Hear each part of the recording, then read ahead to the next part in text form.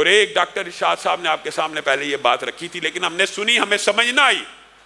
استغفار بنیادی طور پہ ایک صابن کا، ایک دھلائی کا، ایک صرف کا کام کرتی ہے۔ ہم نے معاشرے میں کیا دیکھا ہے کہ بندہ گناہوں سے آلودہ ہے۔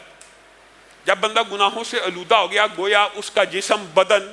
میل کچیل میں چلا گیا، دل کالا ہو گیا، دل پہ نقطے پڑ گئے، دل بیمار ہو گئے، دل مریض ہو گئے، کفل پڑ گئے، مورے لگ گئی، پتھر ہو گئے، یعنی پورے کا پورا بدن بدبودار ہے، پورے کا پورا بدن مریض ہے، پورے کا پورا بدن گندا ہو چکا ہے۔ اب گندے بدن والے بھی معاشرے میں علماء کے پاس، مولویوں کے پاس آ کے کہتے ہیں فلاں تسبیح بتائیے، کوئی تسبیح بتائیے، کوئی وظیفہ بتائیے۔ ان کو بتایا جاتا ہے سبحان اللہ پڑھا کرو، الحمدللہ، انشاءاللہ اس کے فضائل کے حوالے سے موقع ملا تو کبھی گفتگو کریں گے۔ یہ تسبیحات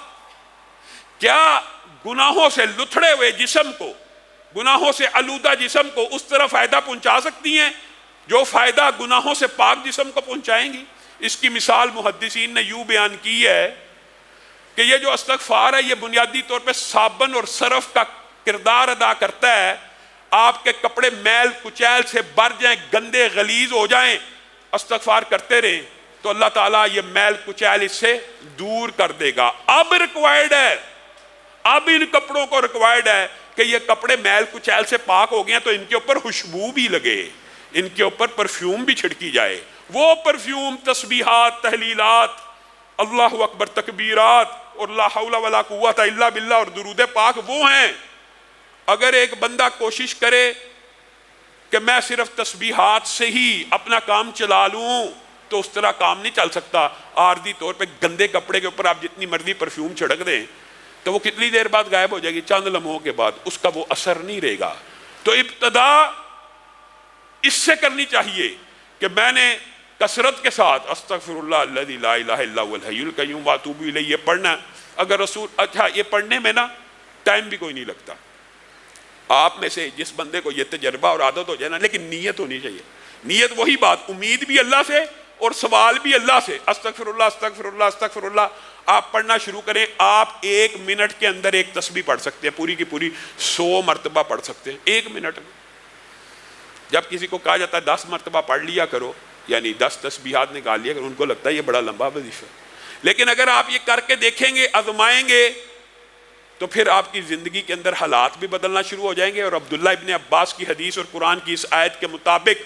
اللہ تعالیٰ پہلی بات آپ کو گناہوں سے پاک کرے گا، پھر آپ کو مال دے گا، پھر آپ کو اولاد دے گا، پھر آپ کو رہائش گاہیں دے گا جن میں بڑے بڑے باغات ہوں گے، پھر ان باغات کو بھی اللہ خود ڈیکوریٹ کر کے دے گا۔ یعنی آپ کے پاس ایسے وسائل، اسباب پیدا ہو جائیں گے کہ آپ ڈیکوریٹ کر سکیں، یا آپ کی کھیتیاں ہوں گی، آپ کے باغات ہوں گے جن پہ وافر پھل آئے گا۔ یعنی ہر طرف سے رزق کی بارش کہاں سے آئے گی؟ اس استغفار سے آئے گی۔ اور سید الاستغفار، سید الاستغفار ایک وظیفہ ایسا بھی اللہ رب العزت نے نبی کریم کے ذریعے ہمیں بتایا ہے کہ جو بندہ بھی 1 مرتبہ صبح، صرف 1 مرتبہ، 10 20 100 دفعہ، 1 مرتبہ شام کو پڑھ لے تو اللہ تعالیٰ نہ صرف اس کو گناہوں سے پاک کر دیتے ہیں بلکہ جنت الفردوس میں داخل کر دیتے ہیں۔ آپ اور میں یاد تو کرتے نہیں، سب جائیں بخاری شریف اٹھائیں، سید الاستغفار دیکھیں کیا کہاں لکھا ہے، پڑھیں اللہم انت ربی لا الہ الا انت خلقتنی وانا عبدک وانا علی عہدک ووعدک ما استطعت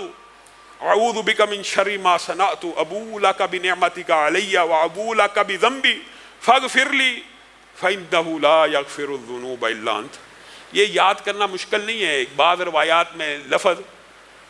ابو لک بذنبی اور بعض میں ابو بذنبی، دونوں میں کوئی فرق نہیں ہے۔ 19-20 کے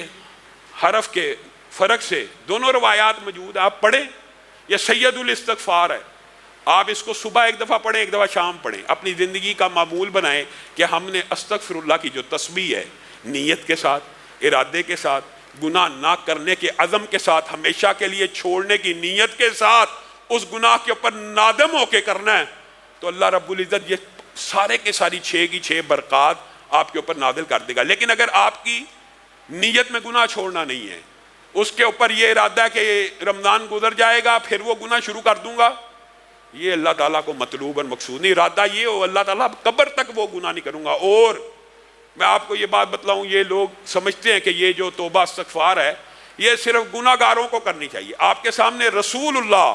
صلی اللہ علیہ وسلم کر رہے ہیں، اور یہ صرف رسول اللہ صلی اللہ علیہ وسلم ہی کی سنت نہیں ہے، یہ بھی آپ کو بتلا دوں۔ یہ سابقہ جتنے انبیاء آئے ہیں ان کی بھی سنت ہے، اور ان کا ذکر بھی قرآن پاک میں موجود ہے۔ حضرت آدم نے توبہ کی ہے، قرآن پاک میں الفاظ موجود ہے نا، ربنا ظلمنا انفسنا، خود کا۔ حضرت نوح نے بیٹے کے لیے دعا کی نا، بعد میں کہا نا اللہ تعالیٰ مجھے معاف کر دے، میں نے اس چیز کا سوال کیا جو میرے پاس علم نہیں تھا۔ حضرت موسیٰ سے جب بندہ مر گیا تھا دعا کی تھی نا، توبہ کی۔ یونس جب مچھلی کے پیٹ میں گئے دعا کی، توبہ کی، لا الہ الا انت سبحانک انی کنت من الظالمین۔ تو گویا انسان کو یہ نہیں سوچنا چاہیے